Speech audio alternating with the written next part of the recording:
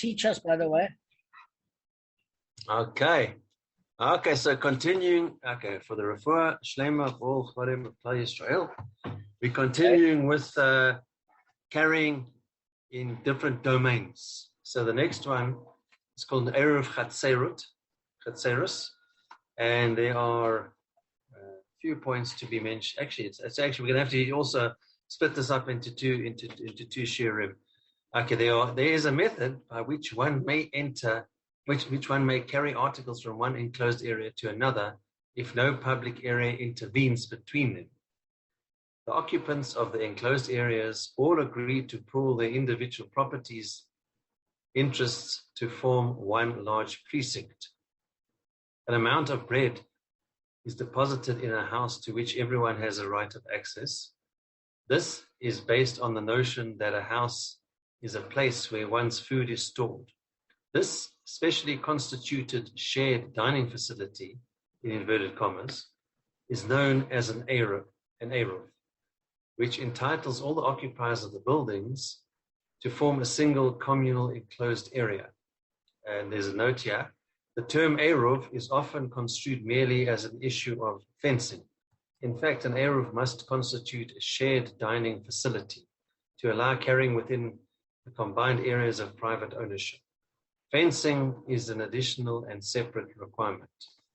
And similar arrangements can be made within a whole settlement or town, and it is called a shtufe mevoros. This device is permitted on the basis that the open area is not traversed by 600,000 people in one day, in the nature of a true public area. The open area can then be considered a karmelis, which in turn can be transformed into an enclosed area with a shared dining facility. Suitable partitions or tzuros hapesach are erected along the external boundaries. For the purpose of establishing a shared dining facility, matzah is normally used instead of bread because it lasts longer and can be used on Pesach. The custom is to renew the eruv each year. The amount required is the size of a dried fig, about a quarter of a matzah, for each family participating in this agreement. A maximum of 18 dried figs, the size of 2 meals, is sufficient to include a whole town. Again, one more point, then we'll continue tomorrow. The eruv is effected by one of the residents called the ma'arav, who takes the requisite amount of matzah and recites the blessing of all mitzvahs eruv. He hands it to another person who accepts it on behalf of all Shabbos observant people who reside within the proposed precinct. This person raises the matzah like a kinyan, raises the matzah in the air to officially receive it. He returns it to the ma'arav, who then makes a declaration that the eruv will enable all present and future occupiers of this precinct to carry items among all the houses and gardens. Cool. Thanks, Kev.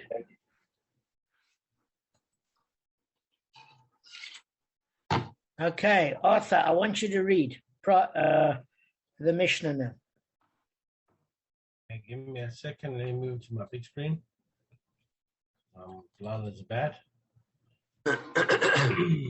Okay.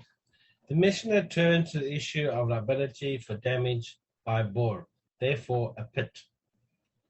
If one digs a pit in his private domain and opens it to the public domain, or he digs a pit in a public domain and opens it to his private domain, he then renounces ownership of the area around the opening, allowing the public to walk there. Or he digs a pit in a private domain and opens it to another private domain that he owns. He renounces ownership of the area around the opening. He's liable to pay for damages that it does. Okay. So if we look at, let's just break this Mishnah up. Yeah, Arthur, well read, by the way. So if one digs a pit in his private domain and opens it up to the public domain, we've already learned what that means. It means he digs, sorry guys. So what do we mean he opens it up to a public domain? So it's talking about a specific case here. This is according to the Meiri. Is that he's digging the pit at an angle, say he's doing like a swimming pool, whatever the case may be, so that the opening of the pit is in the public thoroughfare, but the floor is in his own domain. So say, for example, he's like building a pool where, you go down these stairs where they eventually build stairs, etc. And you walk down the stairs, etc., and you can go into the swimming pool, whatever the case may be. So at the moment, there's no water in the pool, so if somebody falls in, it's going to be hard. It's going to be nasty. So the thing of it, he's created an obstacle in the public domain. He's liable for it. Obviously, this is not talking about a straightforward case in the public domain, because here it's talking about the classic case where he owns the floor of the pit, because this works well according to Rabbi Akiva. We're going to go through it. So it's talking about one who digs a board entirely in the public thoroughfare is liable. That's clear. But this is a case where even part of it is in the public domain, enabling a person to fall through. Does that make sense? So Rashi says this is the more novel case. Okay. Now, if we have a look at the other aspect, or if he digs in the public domain and opens it to his private domain, what are we talking about there? Is he begins digging in the middle of his own property, and then he starts digging it at an angle so that the floor of his pit is under the public thoroughfare. So what he's doing is he's creating an underground tunnel. So, he might be creating a wine cellar, etc. Therefore, the ground on top is not that stable. And then, obviously, we're talking about a case also where it is in his private area, and then he's basically renouncing that private area into open territory where anybody can walk, but he doesn't renounce his pit. Okay? Or he digs a pit in the private domain, and then he obviously opens it up to another private domain that he owns and renounces ownership of the area around the opening. Okay? He's liable to pay for the damage it does. So as far as that's concerned, is that Rashi and Tosfot agree here that it's discussing the fact that a pit can have an opening in a different domain than its initial floor, and you're liable for that. As long as people can get damaged, you're liable for that. So the Tana of our Mishnah maintains that one is liable for damages under the law of Bor, whether he digs in the public thoroughfare or in his own private domain, provided in the private domain he cedes the area around the pit to the public. Okay, that's according to Rashi, but he doesn't cede the pit itself. Okay. Right, so that's pretty straightforward. So now we're going to get into the Gemara and see what we're dealing with here. A brisa relating to a Mishnah is cited. The rabbis taught in a brisa, if one digs a pit in his private domain and opens it to the public domain, he's liable to pay for the damage it does.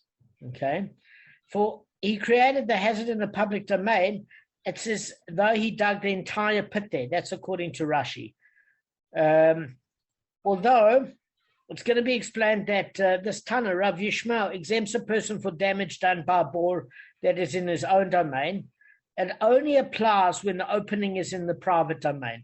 Any part that extends to the public domain that it could create a hazard means that even Rabbi Yishmael concedes that one is liable when the opening is in the public thoroughfare, even if the main pit is in his location.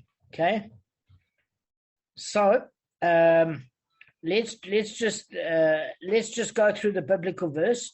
The rabbis taught in a brisa, if one digs a pit in his private domain and opens it to the public domain, he's liable to pay for the damage it does. And this is the board that is mentioned in the Torah.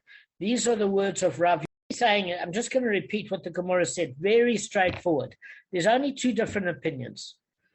So the rabbis are bringing forward in a brisa the opinion of Rabbi Yishmael and Rabbi Akiva. Okay, so now we're going to learn a case that's classic, the words of Rav Yishmael. It says, look, each of them has got a source derisa of what constitutes a board, not derabanan, but derisa, because that is obviously much more strict. And then the Rabbanan are protective measures around that to protect the public. So If you dig a pit, Gavin, in the private domain and you open it up to the public domain, you're liable to pay for damage that it does. And that's the bor that is mentioned in the Torah according to the words of Rav Yishmael. Rabbi Akiva says, if one digs a pit in his own domain and renounces ownership of his property around the pit, but he doesn't renounce ownership of the pit itself, so that he owns the pit, but the public has permission to walk up to the lip of it. Okay? This is a bor that is mentioned in the Torah. Okay. So what I'm going to do is I'm actually going to just explain that Rabbi Akiva holds a person liable for damage of a bor he owns. In other words, one that has to be within his own domain, and the public has a permission to walk up there. But he cannot. In other words, how do they have permission? It says the area surrounding it you can walk, but this is the key. He does not relinquish ownership of the pit itself, because if you declare the pit hefker, it's then ownerless in the public domain. And then Rabbi Akiva says you're not liable for something like that. Okay. So actually, Rav Yishmael states that one is responsible when you dig in the public domain, and Rabbi Akiva says you're responsible when you dig in the private domain. The only thing that's unclear here, guys, is whether each Tana exempts the person in the opposite case, so that they're in total disagreement. Or maybe there's some point of agreement between them. All right. So, guys, can you tell me, Kevin, what is Rabbi Yishmael's opinion, and Arthur, what is Rabbi Akiva's opinion? They both disagree with each other. That's you've got a Kamara cop. That was brilliant. Well, it could be. I can't always remember. You go first. If you get it right, I'll just say the opposite. Okay, otherwise if I'm wrong, then Damon, then you'll get it. Okay, so it could be. I won't say who's right or wrong. Both of you have to give No, your that's opinion. not fair. I'm going to give it a bash. So Give it a bash. if someone digs a pit in his domain, but renounces the land around it, surrounding it, but doesn't still owns the pit, he's liable if people fall in and if damage is caused. Excellent. According to whose opinion? That's my weak point. I can't remember. Okay. And then, but probably the argument's going to be that if he was such a genius, why didn't he just renounce the ownership of the pit? Then he wouldn't be liable for damages. Well, we could say that it's an example where the reason why he made the area around the pit walkable excavations is no, even before we get to excavations, there's a difference between essential excavations, which is foundation of your property, versus cosmetic excavations, meaning building a swimming pool. So obviously you've got to allow people in your premises when they're building a swimming pool, because they've got to dig the hole. You can't say you're not allowed on my property. So that's what we mean. He's letting people dig, he's letting workmen dig a swimming pool, right? And they're going to put concrete on it and everything else. So the pit is not ownerless. He's paying 50,000 Rand for a swimming pool. It's not ownerless. He's going to put water in it. So then some dunce, not looking where he's going, that's not part of the construction site, so let me see what the neighbors are doing, and trips and cracks his head open on concrete. So I'm giving you a practical example. So that's excellent, Kevin. Excellent. And Arthur, whose opinion is that? I disagree with Kevin. Okay, that's fine. So his opinion, are you taking that? The one that Kevin says, I'm opposite to him. Whatever he says is right. Arthur, you're like 3 duffs ahead of us. Who's got this opinion? I'm 3 duffs and 30 kilometers tired. So I'll answer. No one's coming right. Okay. I'm just looking at. I actually wanted to sleep tonight before the show. I wasn't even going to come. I said I'll come anyway. All right, no more pressure. We want you to keep coming. All right, Arthur, I would come again. I just wanted to sleep. Whose opinion is this, Gavin? Rabbi Akiva. Excellent, excellent. So Rabbi Akiva, according to the rabbis, Rabbi Akiva's opinion is you're liable in the private domain. And according to the rabbis, Rabbi Yishmael makes you liable in the public domain because other people are walking there, which makes more sense, actually, if you think about it. Yeah. Logically, Rabbi Yishmael makes more sense. So we're going to explain, well, then how does Rabbi Akiva get his opinion? Okay? Also, just want to add something. Just with that example that you gave, it kind of feels like, if a guy's got a swimming pool and you're building there, it comes like a construction site. Those guys should know better. So I didn't quite get that, but it's fine. Just continue. No. Let me explain to you what I'm saying. Is we're talking about the fact is that there is a declaration that a person has to make, and it even mentions this in the Gemara, which I'll mention the source of it, is that if you allow that area around your property for workmen to go there, you've got to have some sort of a sign or information stating that they do so at their own risk and there's some hazard. There has to be signage. Yeah, there has to be signage. I was going to ask you about signage as well. There's a talk about it there. I didn't see it, but I didn't. So the thing of it is that there is a case that we're going to learn in terms of one of the commentaries that they say, listen, you've got to give some sort of a notification. In other words, there's two different types of notification. You had public areas where you could put notices, but even on your property, if you say danger building, etc., you've notified the public, only workmen allowed. Even in those days, that definitely would help. That protected you even in those days. Yeah, and not according to all opinions, but certainly according to some opinions. All right, so that's excellent. So what we're going to learn is, so we've got two divergent opinions. Rav Yishmael is saying public hazards, you're liable. Rabbi Akiva is saying private hazards that you open up to the public, you're liable. So the Gemara wants to know, are they divergent opinions? In other words, does Rabbi Yishmael ever say that in a private domain that you've opened it up to the public, you're liable? Does Rabbi Akiva ever say that in a public domain, you're liable for a hazard you cause? In other words, is their stance very rigid and they're diversely opposed? Or have they got any middle ground at which point that they agree? So Rabbi says, regarding a pit in the public domain, all opinions agree, even Rabbi Akiva, that one who digs it is liable to pay for the damage that it does. Okay? What's the reason? Scripture states if a man shall uncover a pit, referring to one who uncovers a pit that has been dug by another, but covered it, and then the scriptural verse adds, if a man shall dig a pit, referring to one who creates an obstacle where none had existed previously, and it imposes liability on each of these men for damage done by the pit. So it means that Rabbi Akiva does agree with Rabbi Yishmael as far as hazard in the public domain. Why does he have to agree? Because I'm going to share with the view where this view is held. Just give me 1 second, guys. I'm sharing my screen now.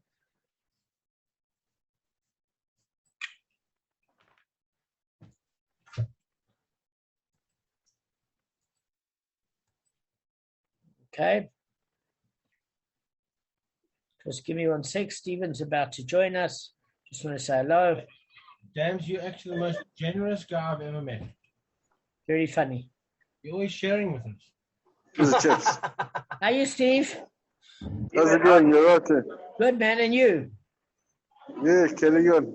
Good. Nice to see you. Yes. Yeah, popped in Berg and Bruce's. Okay, but Stephen, by the way, you must pop in for that other thing, eh? Which one's that, eh? You know what? The WhatsApp message. Remember, you must pop in. I'm waiting What's for the you. message you've done? Stephen, I got my mask as well. I'm ready. Okay. Where's the real mask to work, man? I'm wearing a mask. All right, so I'm just going to share the screen. It's lovely to see you, Steve. Thank you, Damon. Sure. Pleasure, man. Tomorrow. All right. So, guys, I'm sharing the screen. All right. Does Gavin want to read? Kevin, what do you think? Gavin wants to read? That's the way you said it in third person. All right. 36. The passage Exodus 21, 33, 34 reads in its entirety. Where's the English? If a man shall uncover a pit, if a man shall dig a pit and not cover it, and an ox or a donkey shall fall into it, the owner of the pit shall make restitution. He shall return the money to its owner, and the carcass shall be his. Okay, good. So clearly we see that Rabbi Akiva cannot deny this, because the only way that an ox or a donkey can fall into it is if you do it in a public area. Is that not so, guys? Yes or no? No, Yeah. okay. Yeah. It's not just the public, but definitely the public. That's the primary. Okay, listen, maybe not just the public. Gavin is right, but definitely in the public area. It doesn't say. It's more likely in the public area, more likely. That's what I'm saying. Okay, so where does Rabbi Akiva also get the word that it has to be in the private domain, and Rabbi Yishmael doesn't? Because Rabbi Akiva also reads the word the owner of the pit. What do you own? A pit that's in your domain. You don't own a public area. So that's the only issue where they kind of have a bit of a bone of contention. So I'm just going to read it more specifically. Rabbi said, regarding all pits in the public domain, even Rabbi Akiva will agree that one who digs it is liable to pay the damage he does. What's the reason? It states in Shmot, if a man shall uncover a pit, referring to one who uncovers a pit that's been dug by another person, but it was covered. In other words, you took off a manhole, you're liable, okay, unless you cover it back. In other words, somebody else dug the pit. Or if you're the person that digs a pit, where you're the one that created the obstacle to begin with, where none had existed previously, both of those things you're liable. Now, there's a question. Now, if one is liable, even over the uncovering of an existing pit, is it not obvious that you're also liable over digging a new pit? Why must the Torah state, or if a man shall dig? Perforce the Torah means to allude that it's purely over a matter of uncovering or the matter of digging the pit that liability is incurred by him, but not over the matter of owning it. Thus the Torah clearly holds a man liable when he uncovers or digs a pit in the public domain where he does not own the land. Okay? So what it's saying is, it's teaching you two things there. That you might have thought that by uncovering a pit that you never created, that you're not liable. So in that particular case, we need both examples. But the issue is not one who owns the pit, even though the wording might be mentioned after it. It's the person that actually does the digging or fails to cover the manhole. So what do we mean? Is we say, look, when we say ownership of the pit, we talk about ownership of responsibility. You need to own up to the fact that you created a hazard. Does that make sense, guys?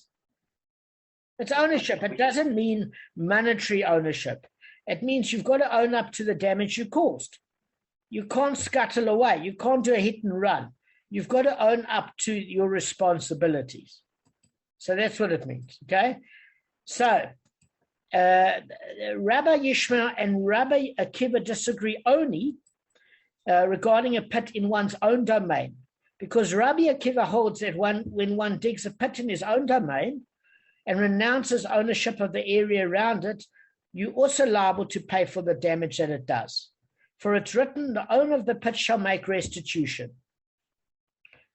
Thus, the merciful one speaks even of a pit that has an owner and holds him liable.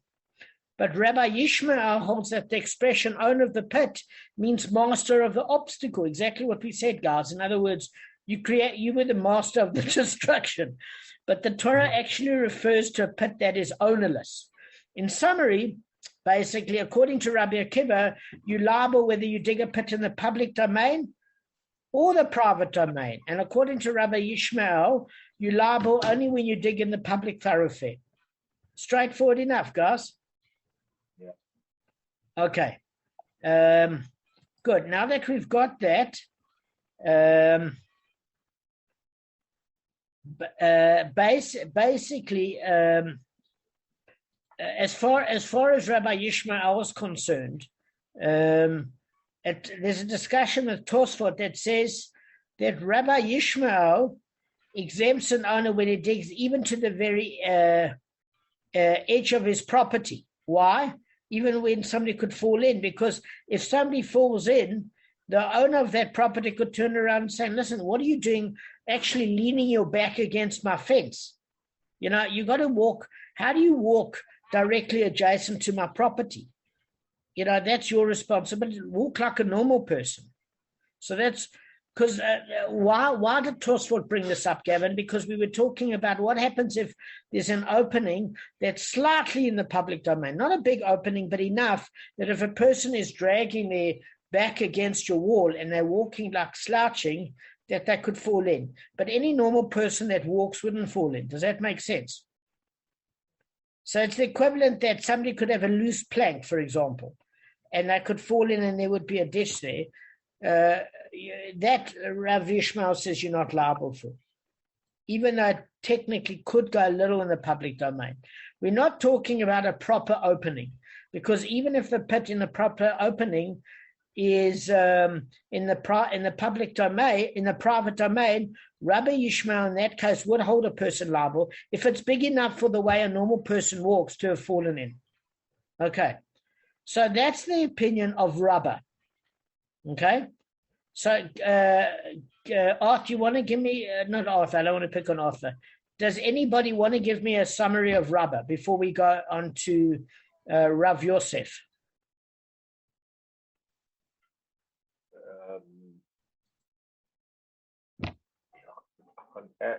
I know what you just said, so Rabbi fits in there somewhere. I'll do an answer here. When I heard you, I just forgot. I didn't hear you when you said Rabbi. I think it was this. He was talking. Rabbi was talking about the fact. I think about the two different domains and about how Rabbi Akiva and the other one, how they fit together. That they're not. That Rabbi Akiva holds both in the private and in the public domain a person liable for building a pit, whereby who's the other guy? Rabbi Yishmael. Rabbi Yishmael. Great man, yeah. Yeah, Rabbi Yishmael says that if the lip of stunning is sort of exposed to the public domain, but the actual pit itself is in the private domain, he accepts that that's fine. Then you're liable. It's considered like the public domain, and he considers the public domain as being the public domain. And so there you're liable in the public domain. And then we spoke about the fact that whether a person who builds a pit, digs a pit, or if he removes the whatever covering to the pit, whether they're both kind of guilty, they both have to take ownership of that pit. Okay. That's what I remember. Good. So let's simplify and clarify.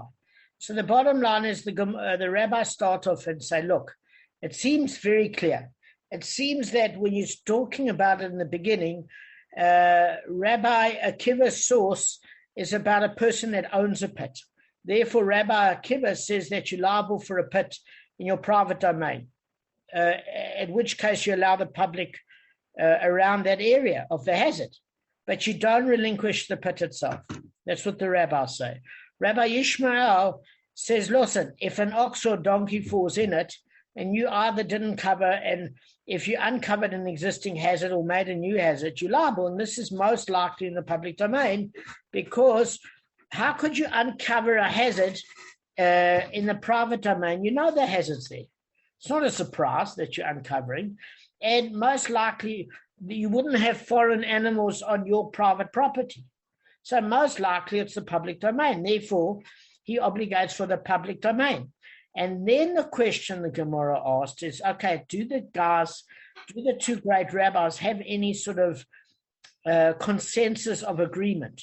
Are they at polar opposites? And the Gemara says, no, they're not at polar opposites at all. Rabbi Akiva would agree. He's reading the same pasuk as Rav Yishmael and says, look, I agree.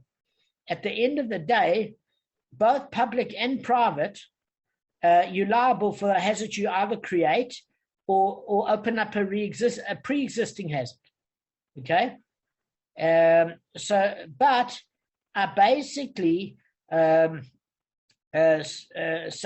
still hold that one is liable for the pit that he creates in his own domain, because the words are the owner of the pit.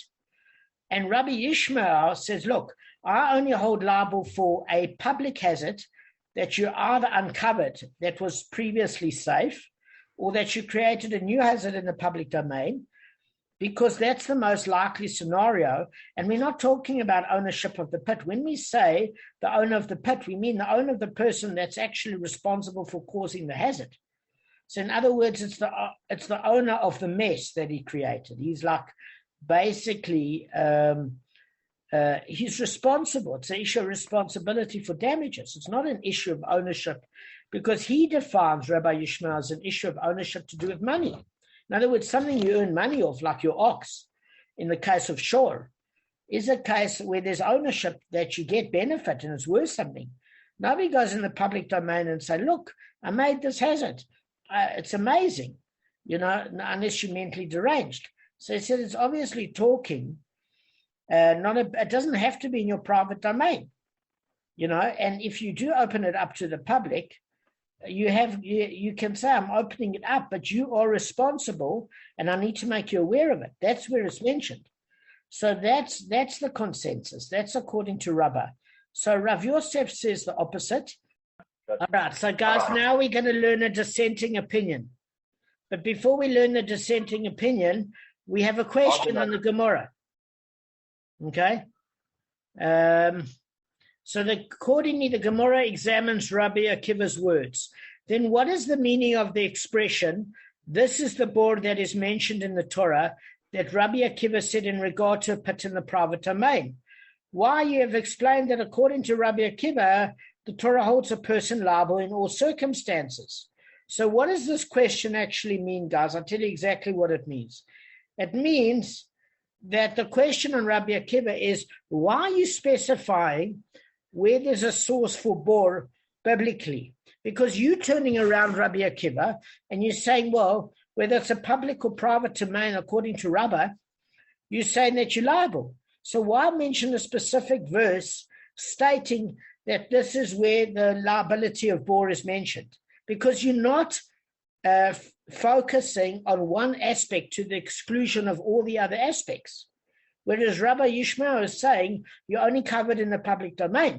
So if Rabbi Yishmael is turned around and say, well, this is a passage, I see it, you can say, it's very focused. So it's focusing on this, including that, and excluding the other things. But Rabbi Akiva, that's including everything, public and private, why does he refer to a specific verse that implies just one aspect? He's covering everything. That's the question on Rabbah. That's the question to say, is Rabbah's view legit? Does that make sense?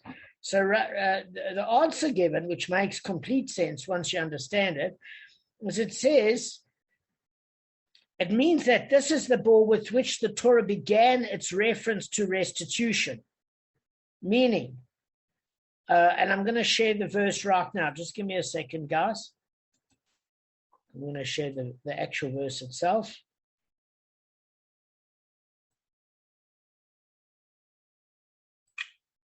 Okay, I'm just going to share my screen, because sharing is caring. Okay. Kev, you want to read? Yep. Hold on a sec. Okay. If a man shall uncover a pit, or if a man shall dig a pit and not cover it, that is, he merely uncovered or dug the pit but does not own it, and an ox or donkey shall fall into it. Thus, Rabbi Akiva means to tell us that Rabbi Yishmael, how can you exempt a person from liability for damage by a pit in his own domain when the Torah mentions this type of bor in regards to restitution? Correct. So what Rashi is saying is that Rabbi Akiva's got a question on Rabbi Yishmael. He's saying, listen, it specifically mentions that a pit that a person owns. And even if you don't, even if you should say that it's not talking about ownership, firstly, Rabbi Akiva gets it from that verse to follow that we went through previously, the owner of a pit. But this is the preceding verse. But even if that's the case, the question that Rabbi Akiva has on Rabbi Yishmael is, look, you've either uncovered a pit or you dug a pit in your domain. How can you not be liable? That's Rabbi Akiva's question on Rabbi Yishmael according to Rashi. You get what I'm saying? So that's his question. All right, that makes sense. So let's deal with the dissenting opinion. Okay. Just hang on a sec, guys. A dissenting interpretation of the Tanaic dispute is presented. But Rav Yosef said, regarding a pit in one's private domain, all opinions, even Rabbi Yishmael, agree that one who digs it is liable to pay for the damage it does. What is the reason? The merciful one states the owner of the pit, uses the word the owner of the pit, shall make restitution, which indicates that we are dealing with the pit that has an owner. In other words, one that builds a pit in his private domain. In the public domain, you don't own public land. All agree that the meaning of this verse, that this is the meaning of the verse. Where do Rabbi Yishmael and Rabbi Akiva disagree? It's regarding a pit in the public domain. Rabbi Yishmael holds that when one digs a pit in the public domain, he's also liable to pay damages for it. For it is written, if a man shall uncover a pit, or a man shall dig a pit, etc. Now, the reason why Rav Yishmael holds a person liable to pay for damage in the public domain is because it's saying the following logic. If you're liable for even covering an existing hazard, okay, that's been dug by somebody else, isn't it obvious that you're also liable for digging a new pit because you created a new hazard? So then the question is, why must the Torah state, or if a man shall dig? It's obvious, because if you're even liable for something you didn't do, in other words, the initial digging, but you just, re-establish the hazard, obviously something that you created as a destructive element with your creative ability, you're even more liable. So the Torah is basically alluding and saying, look, you're liable in both cases. This is purely a matter of uncovering the pit or digging the pit, and it's a matter of liability, but it has nothing to do with the ownership issue. That's according to Rav Yishmael. So the Torah holds a man liable when he uncovers or dig a pit in the public domain where he does not own the land. But Rabbi Akiva argues that those verses, in other words, if a man shall uncover a pit or a man shall dig, are both necessary, okay? And doesn't come to allude to the fact that we are dealing with an ownerless pit, okay? Why? Because if the merciful one had only written, if a man shall uncover a pit, and not cover it, he is liable, I might have said that it is that one who merely uncovers an existing pit and covering it again, it's sufficient, so that he's absolved for his own liability, right? But if you dig a new pit, covering it is insufficient, and you remain liable for any damage until he fills it with earth again. So the merciful one therefore had to write, well, if a man shall dig a pit and not cover it, thus implying that if he did cover it properly and a victim fell in, nonetheless he is exempt, even though he dug the pit. And the merciful one, if he'd written, if a man shall dig a pit and not cover it, is liable, I might have said that it's for the digging of the pit that covering is required in order to free the digger from liability, because he performed an original act, creating a new obstacle.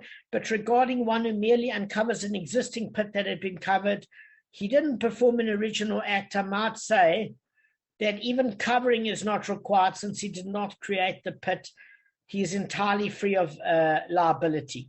Therefore, Scripture informs that by stating a man shall uncover a pit, or if a man shall dig a pit and not cover it, that liability is incurred for either creating a new pit or uncovering an existing one, and that in either case a person is freed from liability by covering the pit. So Rabbi Akiva thus argues that since both verses are necessary, there's no basis for inferring that the Torah holds a person liable over the uncovering or digging a pit in the public domain where he does not own the land. Therefore, Rabbi Akiva rules that one is liable when the pit is in his private domain, in which case he literally is owner of the pit. Okay, so one question I have for you guys. Why does Rabbi Akiva say, according to Rav Yosef, that you need both verses?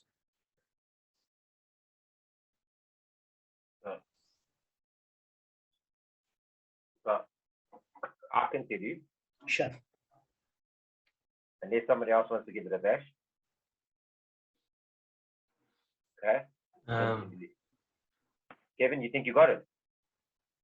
I don't know if I've got it. It's So give it. I'll just say so. I'll just make a comment. Distinguishing between a pit in the public domain that isn't owned by someone, but in the private domain, it has an owner. Maybe that could be. That is a factor, but then why is Rabbi Akiva saying that both the verses are necessary biblically? The fact of why would you think that you have to place a cover on an existing pit, and why would you be liable? Why would you not be liable for an existing pit? And why would you figure a cover is sufficient for a pit that you create? Can you explain it to me, Gavin? Let me try. I don't know if I captured 100%, but I'll try my best. So both verses were needed, I think, because of the fact that the one part of the verse refers to somebody who's removed the manhole cover, never actually built the pit itself, and the other one and the other part of the verse is where somebody actually initiated. And in both cases, a person is liable. This is what the merciful one wrote in order to show us that that either one makes you responsible. One, whether you remove the cover, and if you put a cover on top of a pit and the person falls through it, I think you said it was exempt. You were protected then because you had put a cover over it. Okay, so I want to ask you something. Then I want to ask you guys two questions. Is what if you know that, I'll give you an example. If it didn't mention the digging of your own pit, okay, and you put a cover, if you put a cover on the digging of your own pit, okay, why would that be seen? Why would that be seen as not sufficient unless you were told it was sufficient?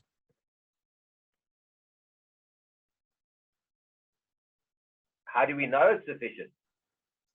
Well, why do we know?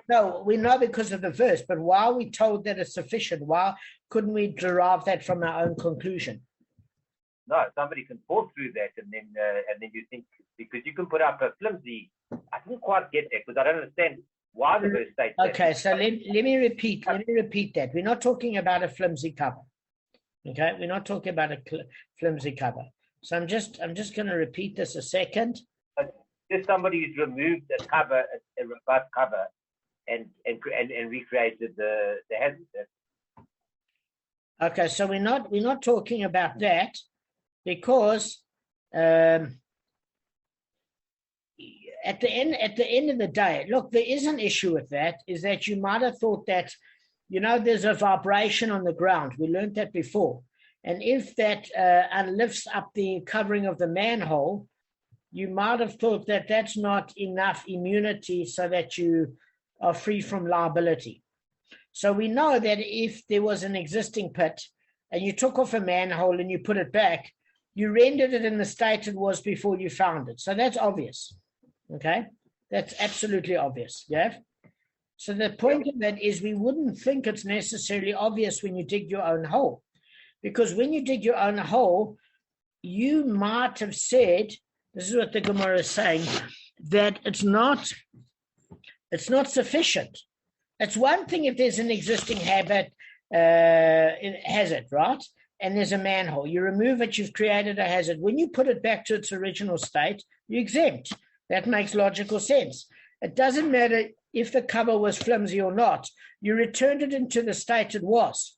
So there's ever responsibility it's the person that left it in that state before. You just never created a new hazard. Had a flimsy cover, whatever, you put it on, you're free. You never added to the problem. Therefore, you're exempt. That's logical. But you could think, the Gemara said, that when you dug the actual hole, that the only way that you could get out of liability is to actually refill the hole.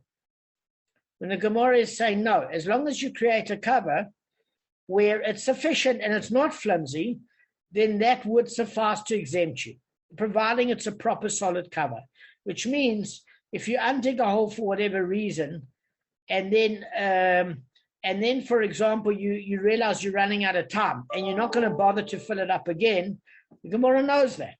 So it's saying, listen, just cover it so nobody else actually falls in and let it be a proper cover, because you might not have that 4 hours spare to throw it back, whatever.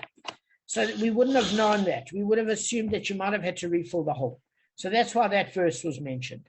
Then we have to mention the fact that you are liable to cover an existing hole that you made. Why?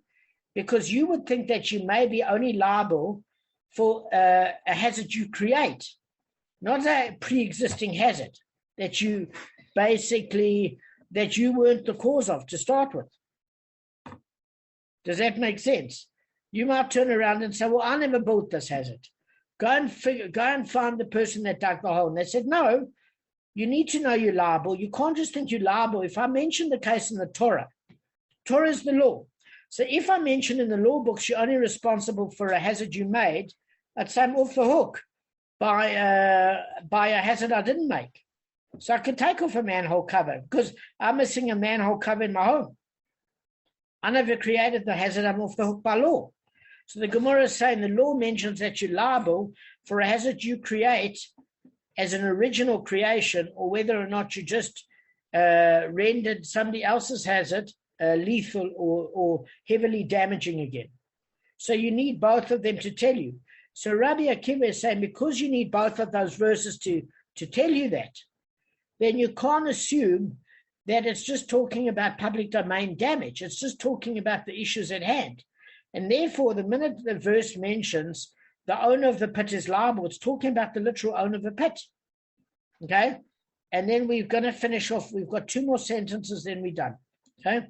So it mentions then, okay, I hear that. But then there's the case of it saying, let me just see if I can find the quickest way. So then there's a question. So then that question now is according to Rav Yosef's explanation, Rabbi Yishmael holds a person liable under the law of Bor, whether he digs it in the pit in the public thoroughfare or in his own domain, whereas Rabbi Akiva holds him liable only when he digs in the private domain. Okay? So in light of this explanation, the Gemara wants to examine Rav Yishmael's words. In other words, it's saying, what's the meaning of the expression, this is the bor that is mentioned in the Torah that Rabbi Yishmael said in regard to a pit in the public domain? Why, you've explained it according to Rabbi Yishmael, the Torah holds a person liable in all instances. So guys, it's saying that why then does Rav Yishmael refer to a specific part of the verse? Because he's saying that you're liable whether it's in the public or private domain. So why be so specific? That's what it's asking Rabbi Yishmael. And the answer that Rabbi Yishmael would give, according to Rav Yosef, is it means this is the bor with which the Torah began its references to damages. Meaning one thing, it's not talking about specificity. It's talking about an introduction to the topic. It's not saying it's only liable for this. According to Rav Yosef's explanation of Rav Yishmael, it's saying this is the issue that it first addresses, public domain, and then it mentions the owner of the pit, private domain. So it's not exclusionary. It's just you have to start somewhere. That's what it's saying. All right. So let me give you a conclusion, then we're done. Rabbi Yosef's interpretation differs from Rava's as follows, right? Rava has stated that Rabbi Akiva holds the digger liable in all instances, and Rabbi Yishmael limits liability to the pit in the public domain. Rav Yosef states that Rabbi Yishmael holds the digger liable in all instances, and Rabbi Akiva limits liability to a pit in the public domain. Does that make sense? So a Mishnah holds that the digger is liable whether the bore is in his own property or the public thoroughfare. Rabbi understands it as following Rabbi Akiva, whereas Rabbi Yosef sees it as following Rav Yishmael. That's what Rashi says. Can you see that they've got opposite opinions? Yeah, Arthur pointed that out earlier. All right, so I'm going to share one thing on my screen, the last thing, because this is important. And then we are absolutely done. Game, set, and match. Okay, hang on a sec. And it really doesn't help that the cat's on my keyboard. Hang on a sec. Special little animal. Okay, hang on a sec. All right, I'm going to share my screen. Okay. Just give me 1 sec, Kev, 1 sec. Sharing my screen, and then we are done. Okay, so, Arthur, would you like to read it in honor of the fact that you're not on your bike? Rav Arthur. King Arthur. I just put my mask on so it looks real. Like you can think I can move flashing background. Okay. Okay, it says 9. Rav Yosef's interpretation thus differs from rabbis as follows. Rabbi had stated that Rav Akiva holds the digger liable in all instances, and Rav Yishmael limits liability to a pit in a public domain. Rav Yosef states that Rav Yishmael holds the digger liable in all instances, and Rav Akiva limits liability to a pit in the private domain. As to the Mishnah, which holds the digger liable whether the bore is his own property or a public thoroughfare, Rabbah understands it as following Rav Akiva, whereas Rav Yosef understands it as following Rav Yishmael, which is Rashi. These guys never agree. One thing I've worked out. And if they don't, and if it looks like they don't agree, somebody makes them agree. Yeah, that's absolutely. All right, guys, we're done. I hope you have a good evening. Thank you.